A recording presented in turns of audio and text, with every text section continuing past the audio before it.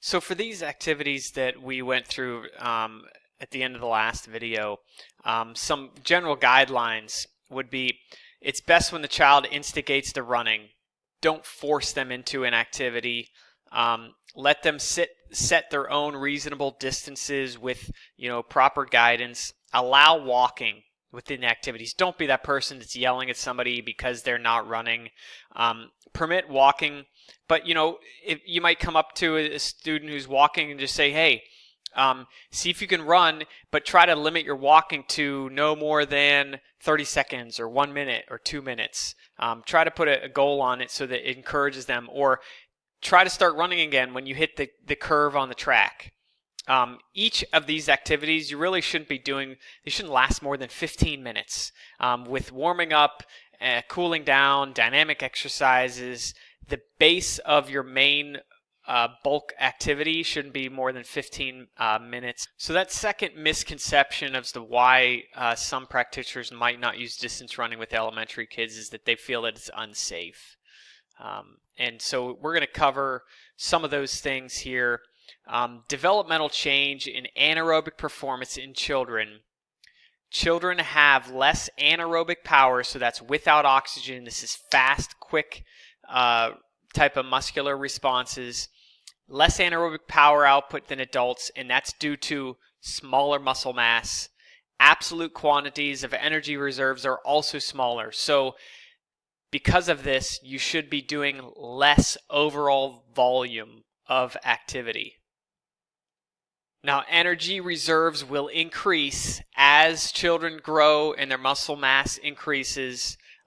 Their tolerance of byproducts of the metabolic process improves, lactate clearance, things like that. And then the other thing that will increase is their average and peak anaerobic power will improve as muscle mass increases with age.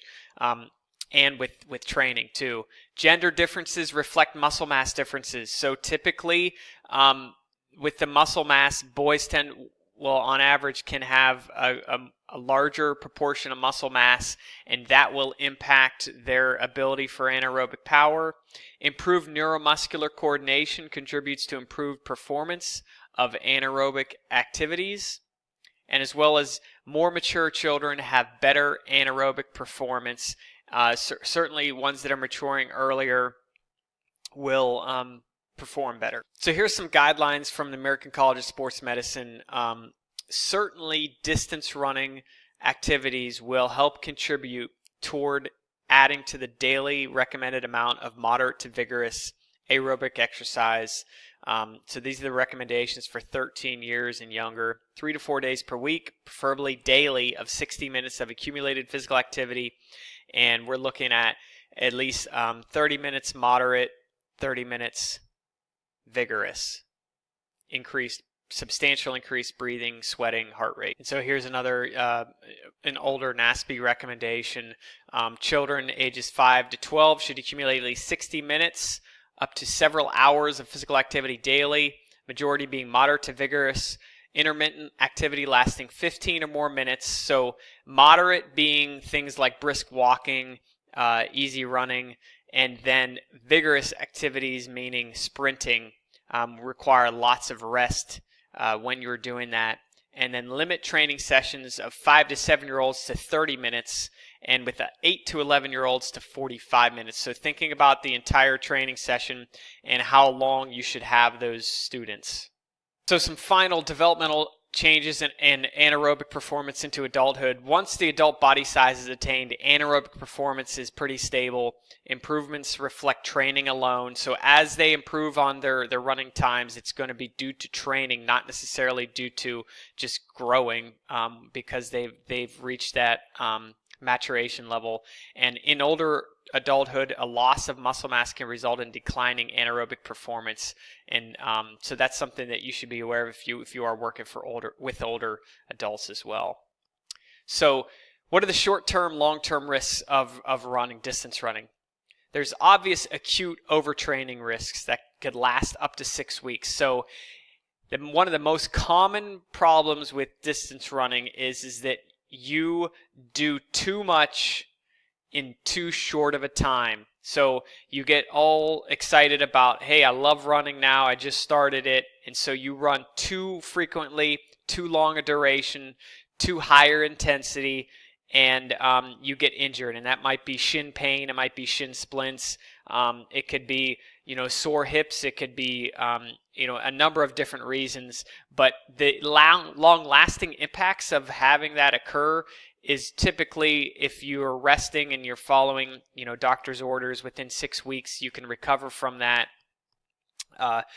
There is no evidence that supports lasting negative physiological effects or physical impairments due to intensive aerobic training in the prepubescent period, particularly as long as training guidelines and recommendations are followed. So when I was writing this paper, I was realizing there was really no chart or guideline for particular age groups for distance running. And so we came up with this chart here. So for a 5 to 6 year old, their training sessions per week should be about 1 to 2. Their emphasis should be general physical activity, integrate running into play, enjoyment of running. The training session should be about 15 to 25 minutes. Their max training distance, so this is easy running and it's child initiated, is about a mile, and their max child initiated racing distance, very high intensity, all out, would be 50 meters to 100 meters. 800 meters is about a half a mile. And that would be the same racing distance for a 7 to 9 year old, but you can increase the number of days per week. Now we're moving into rudimentary skills, talking about pacing, running form, running games, simulating running interest. And so here the training session times increase up to 40 minutes, 45 minutes for 10 to 11 year olds. And we've increased this sessions per week a couple. Maximum training distance, about 5K for 7 to 9 year old, easy running, and then up to 5 miles or 8 kilometers for a 10 to 11 year old. And now we've moved up to about a mile racing distance. Guidelines from 1 week to the next, you shouldn't be increasing by about 10% volume. So if you're tracking amount of minutes per week or about a miles per week, or kilometers, you shouldn't be increasing by more than about 10%. And that can be tracked by distance or time. So as a practitioner, here's some things you might be addressing when you're talking about skill development. Running form. What you want to talk about, number one, is their arm movement. The initiation of the movement should be coming from the shoulders, not from their elbows. They're not drummers. So arms going front to back. Their hands should not be crossing the midline of their body, their belly button. It should be going front to back. Whenever you're talking about strides, you want to talk about going faster by increasing your stride rate, how fast you are stepping, not taking longer steps. Because when you take longer strides, you tend to retard that forward motion, because if you're hitting your heel on a long stride, you're actually shooting energy back up in the wrong direction. So when you are emphasizing striding, you're talking about fast turnover, a leg turnover, okay? Nutrition, hydration, that's a whole nother presentation, but you should always be concerned about allowing students to get a drink of water, encouraging it, having built-in water breaks during your activities, talking about electrolyte replacement afterward. General recommendations would be 8 ounces of water every 15 to 20 minutes during and after about a 4-to-1 carb to protein ratio. Footwear. If you do a running program, you're gonna have kids show up with their older brother's shoes, and they're not fitting properly. And so those are things you work through. But you talk about proper fit. You have about a thumb's width from the end of your big toe to the end of the shoe. You can talk about wearing synthetic non-cotton socks. You can talk about different arch and support patterns within shoes. So, it's motion control, stability, neutral, running, gait. And, really when they're on, 80 pounds and less, the support of their shoes isn't as important as if you're working with a 180-pound guy who is running on the roads and they're pounding. But certainly you want it to be a good fit. They're tying their shoes. Next, running safety. Sun safety. I have had experiences myself being outside. I've had basal cell carcinoma removed from my forehead, and so I'm always crazy about encouraging kids to wear running hats, wear moisture wicking clothing to help protect from the sun, wearing sunscreen, make sure that the kids aren't allergic to it, get parents' permission if you're putting it on, and then safe running routes. So preferably it's a closed environment, you're away from cars, you're on a track. If you're working with older kids, I've seen people wear running vests, reflective vests and things, but for this age group, you want it to be a confined area, a large field, a running track, that there's no traffic or kids can get hurt from cars or anything. So here's some general tips for practitioners for elementary distance running. Make running fun. Encourage children to try their best. The more goofy you can be, the better. Have funny names for things. Be silly. Focus on participation and self-improvement, and focus on effort. It's not about how well you do against your friend. It's how well did you do on the same course in similar conditions, and did you run a faster time or not, and did you push yourself more? Limit systematic training, and what I mean by that is set amount of intervals. We're going to do 5 times 300 meters, and we're going to take 2 minutes recovery. Save that for when they get to high school. It should be unsystematic and de-emphasize competition. Developing a healthy lifestyle should be super important. Try to involve parents. Have them be role models. You yourself run with the kids, especially when you're doing warm-ups and you're not doing less management types of activities. Try to do family activity types of running programs if you can.